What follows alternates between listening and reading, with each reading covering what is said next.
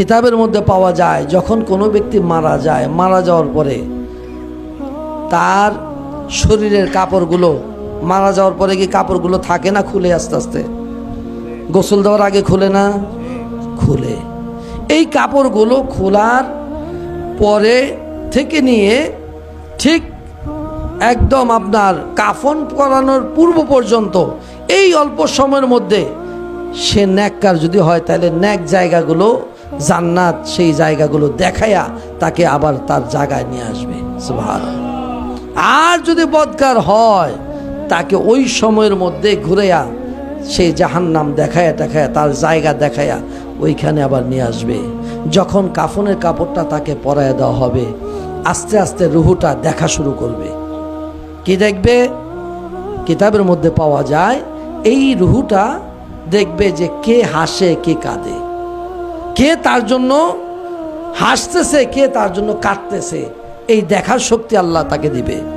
তার জানাজার জন্য যখন প্রস্তুতি হবে, ওই সময়ের মধ্যে রুহুটা আস্তে আস্তে শোনা শুরু করবে। সুবহানাল্লাহ। আস্তে আস্তে সে শুনবে।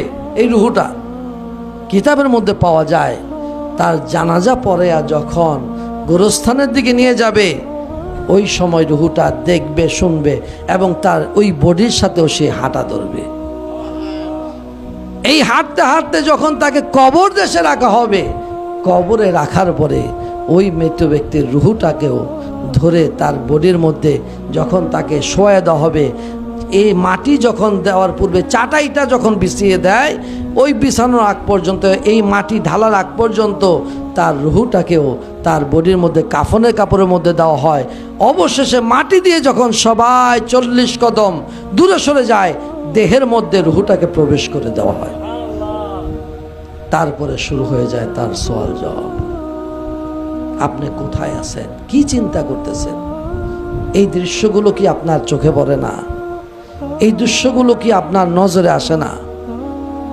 আপনি কি একবারও চিন্তা করলেন না যে আমার বাড়ির এখন বর্তমান আমি মালিক, আমার পূর্বে কে ছিল? আমার পূর্বে এই বাড়ির মালিক কে ছিল? আপনার কি একটু মাথায় ধরে না? এই বাড়ির মালিক তো আমি না। আমার পূর্বে যিনি ছিলেন তিনিও তো না, তিনার পূর্বে যিনি ছিলেন তিনিও তো না। বাড়ির জায়গায় বাড়ি পড়ে আছে। আমার বাবা যে খাটটার মধ্যে শুইতো, আপনার বাবা যে খাটটার মধ্যে শুইতো, একবার তাকায় দেখেন ওই খাটটাও ঘরে আছে। ওই জাজিম আছে, তোষক আছে, বালিশ আছে, বিছানা আছে, সবই আছে, কিন্তু মানুষটা তো নাই। এই দৃশ্য কি আপনার চোখে পড়ে না? মানুষটা তো নাই। মানুষটা কোথায়? গুরুস্থানে, ওই কবরে একা পড়ে আছে। ওই গুরুস্থানের মধ্যে সে শুয়ে আছে।